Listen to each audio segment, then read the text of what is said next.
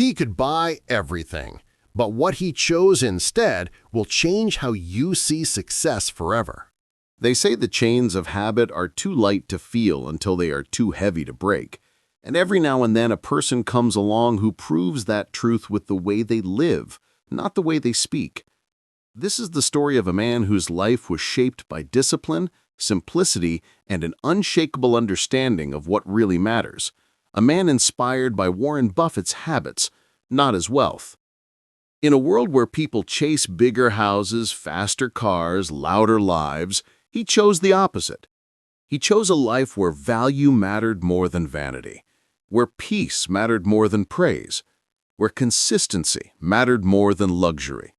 He could have bought private islands, built mansions on every shoreline, filled garages with rare cars and closets with designer brands, but he didn't. He stayed in the same modest house he bought decades ago, a house that didn't impress anyone on the outside, but gave him everything he needed on the inside.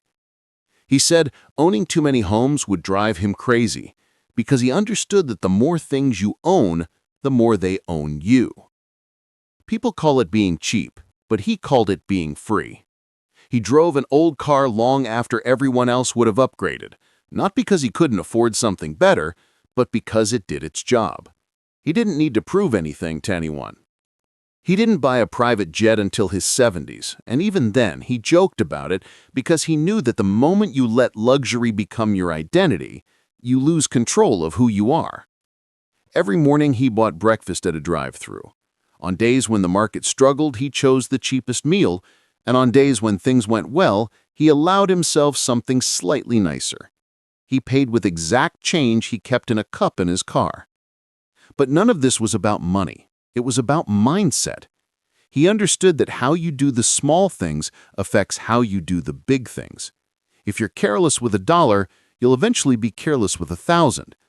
If you're disciplined with small decisions, you'll become powerful in the big ones. He didn't care about designer clothes or the latest phone. He didn't care about logos or labels.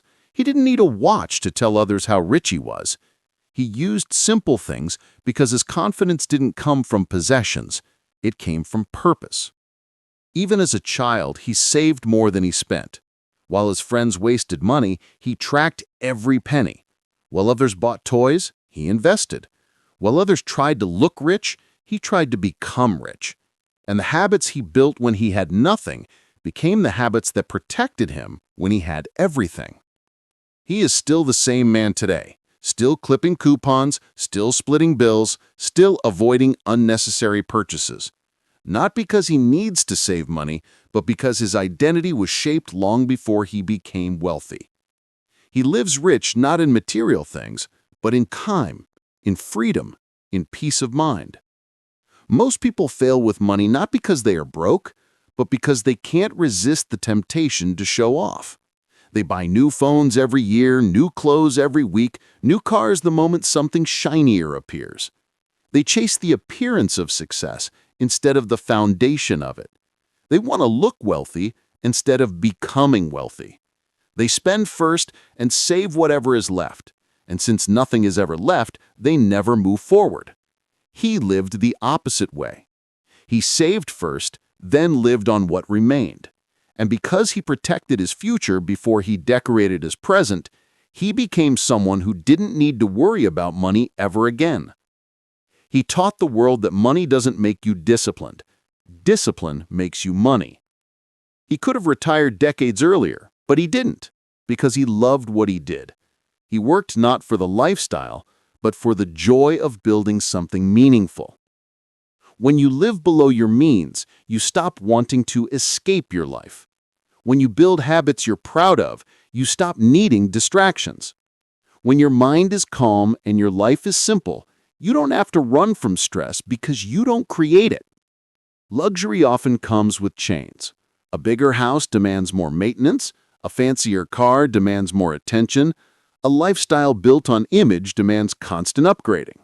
But simplicity creates space. Space to think, space to breathe, space to grow, space to wait for the right moment instead of being forced into the wrong one. While others spent money quickly on things that faded, He put his money to work quietly and wisely. While others reacted to fear, he responded with logic. While others chased trends, he stayed steady. True wealth isn't loud. True wealth isn't desperate. True wealth doesn't need to be shown or proven. True wealth grows silently in the background, and he understood that better than anyone. The richest person in any room is not the one with the biggest brand or the newest gadget. It's the one who needs the least, the one who is not owned by desire, the one who can walk away from luxury and still feel complete. That is real power. That is real independence. That is real wealth. His life became a message without him ever trying to preach. It taught that habits matter more than hopes, that quiet discipline beats loud ambition, that consistency compounds more than any investment, that a simple life can create extraordinary results, that success is not about adding more, but about needing less. He showed the world that the strongest form of wealth is the freedom to choose, the freedom to say no, the freedom to focus, the freedom to wake up without financial fear. And that freedom came from decisions so small that most people ignored them. Choosing the cheaper breakfast on bad days, driving the same car for years, buying only what he needed, letting go of status, tracking spending, reading, learning, investing, protecting his time, protecting his mind, protecting his habits. You can buy luxury, but you cannot buy discipline. You can buy attention, but you can't buy self-respect. You can buy things, but you can't buy the peace that comes from not needing them. He understood that people go broke trying to look rich, and people grow rich by refusing to look rich. He became proof that the quiet path, the simple path, the disciplined path, is the path that leads to the life most people dream of but never reach.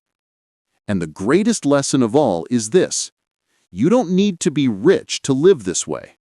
You simply need to choose differently. Save first, live after. Build habits before you build dreams. Control your decisions before they control you. Let go of the need to impress. Focus on long-term gains instead of short-term thrills. Create a life you don't need to escape from.